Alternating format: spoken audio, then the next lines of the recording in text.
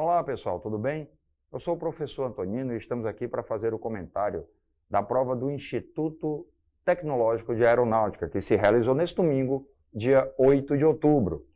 Nessa prova de Química, a gente encontrou como sempre, muita diversidade de questões, mas a gente também sentiu falta de alguns assuntos. Aliás, como sempre. A gente notou, por exemplo, que os conteúdos de reações orgânicas e inorgânicas foram, de fato, contemplados, o que para o lado da química é muito bom, mas a gente sentiu falta daquelas questõezinhas tradicionais de cinética, questões envolvendo a parte de soluções. A gente viu uma questão de eletroquímica, já fazia um tempo que não aparecia na prova, mas a gente não viu questão, por exemplo, de isomeria, funções orgânicas, cadeias, etc. e tal. Caiu a reação orgânica, mas não a parte de isomeria. O assunto que mais foi contemplado na prova foi o assunto de termoquímica. Nessa parte de termoquímica, que aliás, muito bom ponto para a química novamente, nessa parte de termoquímica, inclusive uma das questões tinha muito de estequiometria nesse contexto aí com termoquímica, mas tinha outras questões bem termoquímica pura mesmo, A conceituação de calor de formação, por exemplo, foi necessária para resolver a questão de número 60. Tivemos uma bioquímica no ciclo do nitrogênio, dos ciclos biogeoquímicos, tá? Teve uma questão limpa e seca sobre o ciclo do nitrogênio. Será que vai ter bioquímica na segunda fase? Bioquímica mesmo, pesada, aquela que tem questão envolvendo proteína, aminoácido, questão envolvendo carboidrato, ácidos nucleicos e por aí vai? Será que nós teremos? É um fato a se pensar, Então vale a pena dar uma olhadinha com carinho nessa parte de bioquímica, se você já tem uma boa esperança de estar na segunda fase. Tivemos também uma questão de estrutura atômica, que abordava ali os modelos atômicos.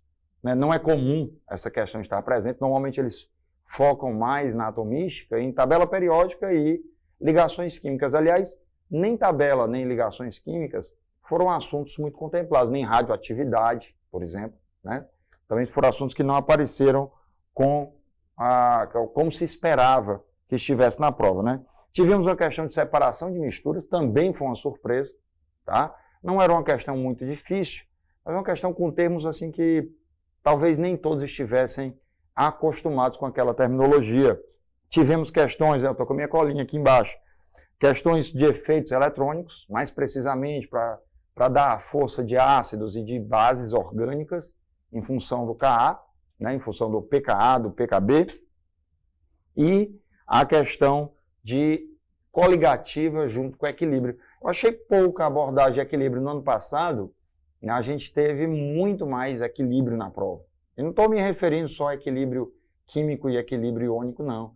A gente teve mais equilíbrio químico, na prova, só a questão limpa e seca mesmo nesse contexto. Eu achei muito pouquinho nessa, mas a gente sabe que não dá para cobrar tudo, Mas quem sabe na segunda fase você tem questões mais trabalhadas de equilíbrio químico para serem resolvidas.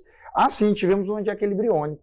Eu tinha esquecido aqui. Tivemos um de equilíbrio iônico, mais precisamente uma questão envolvendo um tampão, para o cálculo do pH do tampão após uma sequência reacional, mas assim, bem tranquila também.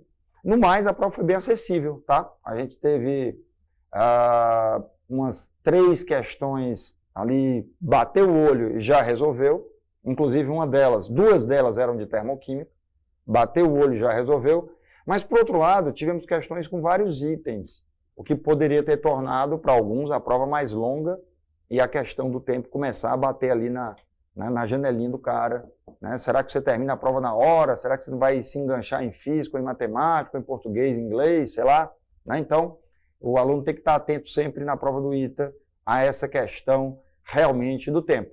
Mas aí, já se observando os assuntos que não foram cobrados nessa primeira fase, aí o cara já fica atento ao que deve aparecer na segunda fase.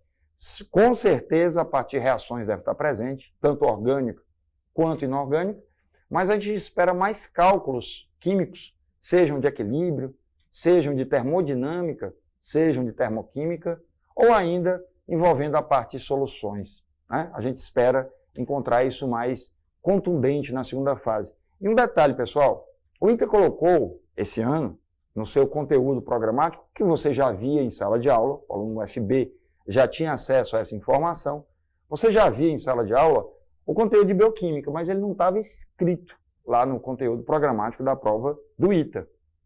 E dessa vez ele escreveu, né, de forma bem clara, né, bem direta, que iria cobrar bioquímica na prova. Será que a bioquímica dele é somente aquele ciclo do nitrogênio que ele cobrou na prova? Será? Ou será que ele realmente vai colocar uma questão com a química da bioquímica, propriamente dita, né?